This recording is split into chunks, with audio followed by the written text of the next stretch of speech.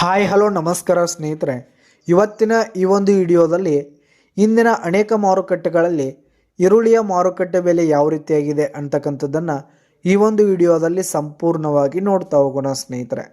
ಮೊದಲಿಗೆ ಪುಣೆ ಮಾರುಕಟ್ಟೆಯಲ್ಲಿ ಒಂದು ಕ್ವಿಂಟಾಲ್ ಈರುಳ್ಳಿಯ ಬೆಲೆ 500 ರೂಪಾಯಿದಿಂದ 1850 ರೂಪಾಯಿ ತನಕ ಇರುವಂಥದ್ದು.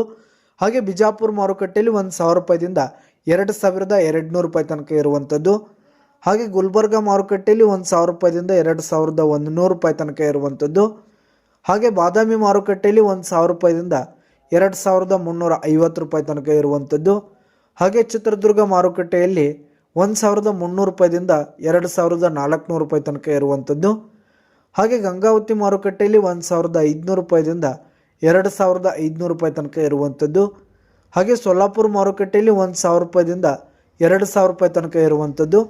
ಹಾಗೆ ಅಕ್ಲೂಜ್ ಮಾರುಕಟ್ಟೆಯಲ್ಲಿ 2000 ರೂಪಾಯಿದಿಂದ 2200 ರೂಪಾಯಿ ತನಕ ಇರುವಂಥದ್ದು.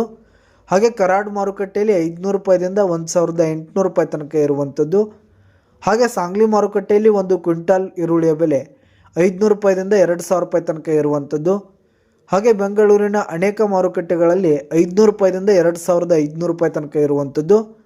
ಹಾಗೆ ಬಾಗಲಕೋಟ್ ಮಾರುಕಟ್ಟೆಯಲ್ಲಿ 1000 ರೂಪಾಯಿದಿಂದ 2200 ರೂಪಾಯಿ ತನಕ ಇರುವಂಥದ್ದು. ಹಾಗೆ ಕೊಲ್ಲಾಪುರ ಮಾರುಕಟ್ಟೆಯಲ್ಲಿ 500 ರೂಪಾಯಿದಿಂದ 2100 ರೂಪಾಯಿ ತನಕ ಇರುವಂಥದ್ದು. ಹಾಗೆ ಹುಬ್ಬಳ್ಳಿ ಮಾರುಕಟ್ಟೆಯಲ್ಲಿ ಒಂದು ಕ್ವಿಂಟಾಲ್ ಈರುಳ್ಳಿಯ ಬೆಲೆ 800 ರೂಪಾಯಿದಿಂದ 2200 ರೂಪಾಯಿ ತನಕ ಇರುವಂಥದ್ದು.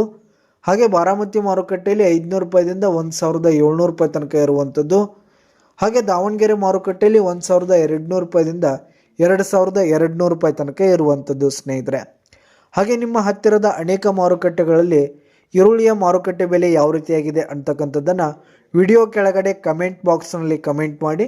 ಧನ್ಯವಾದಗಳು ಸ್ನೇಹಿತರೆ.